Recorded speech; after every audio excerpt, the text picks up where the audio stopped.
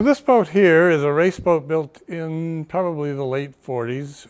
We don't know the producer. We were told it might have been a guy by the name of Farmer, which produced a number of race boats. This is called a 136 class. The 136 comes from the fact that the engine is a V8 60 Ford engine, 136 cubic inch.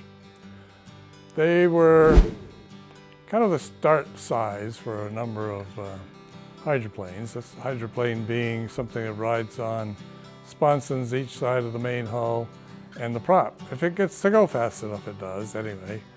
We're not too sure if this one would ever quite make that high speed, but we did our best to make sure it at least came back to us. It was purchased by my uncle in the early 50s, about the time that my cousin was to go to college. So my aunt was really upset with my uncle for spending the money on a boat to go out and play with. So she was not in favor of this whatsoever. He was the first Mercury outboard dealer in Vermont. Lived in Derby Line, Vermont. And that's how, in the first video that we spoke about the Woodard boats, we raced that boat, Woodard boat, up on Lake Magog, and he was racing like 4 or 5 different boats at the same time. I don't believe this one. I think this came after that. But his history brought along a lot of interest in race boats and so on. So when he passed away and my aunt passed away, or just before my aunt passed away, we had decided that if they're going to do something with this, we kind of like to have it come back here so we could restore it. So we did. This was done way back, probably the early 80s. And so the original colors and so on totally changed. It was just a gray boat with typical checkerboard back seat supports and so on. So we completed it. Alan designed and did the pinstriping, Alan being my brother. And we thought about what it was that we should call it. Well, my uncle's name, to us anyway, his real name was Ernest, but to us he was called Fat. He was a pretty hefty guy, smoked a cigar most all of his life, hanging out one side of his mouth, and all we could see was Fat. And we said, well, this boat should be called Fat. We also knew that it probably would never race again, so we called it Fat Chance. So the rest of the history behind it is, it didn't ever go back in the water after the initial run. The initial run was done by my cousin and her boyfriend. Her boyfriend was the son of an owner of a garage in Newport, car dealership, Pontiac dealership. And Jim was very much a hot rod type guy, and he says, I'd love to get out there in the water with that thing, so let's take it to the lake.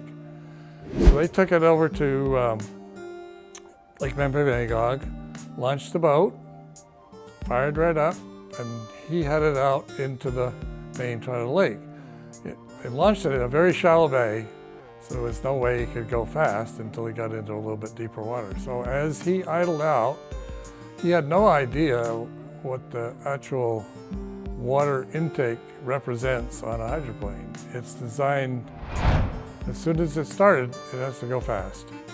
There's a pickup on the opposite side underneath one of the sponsons that picks up the water, and that force of the water from speed cools the engine. So he got out into the lake, he opened it up, and the cold water hit the hot block, and that was the end of the engine. And it had never been run or touched since. It was put away in a garage on Lake Seymour, which we knew and wanted to get it down here. So the combination that made it a Woodard connection as well as the Lake Bomazene connection is we decided that we would take the engine out, see if we could fix it, found out we couldn't. And so we went searching for an engine. On Lake Bomazene, there is the family, the Price family, which owns the Price and Spooner family, Spooner being the parent family. The Price family owns a Ford dealership in the Poconos. very old one of the earliest ones in the U.S. So we were talking to them at one time and asked, do you ever come across a VH-60? Oh God, they used to blow up left and right. And we used to get them back from the factory rebuilt. So we got 3 upstairs. You want one? So we bought an engine from them and put it in. So I'm hoping they'd come down at some point to take a look at what their engine represents. So that's kind of the story of this one. It was a whole lot of fun. We got it in the water once or twice. Don't think it went much over 45, 50.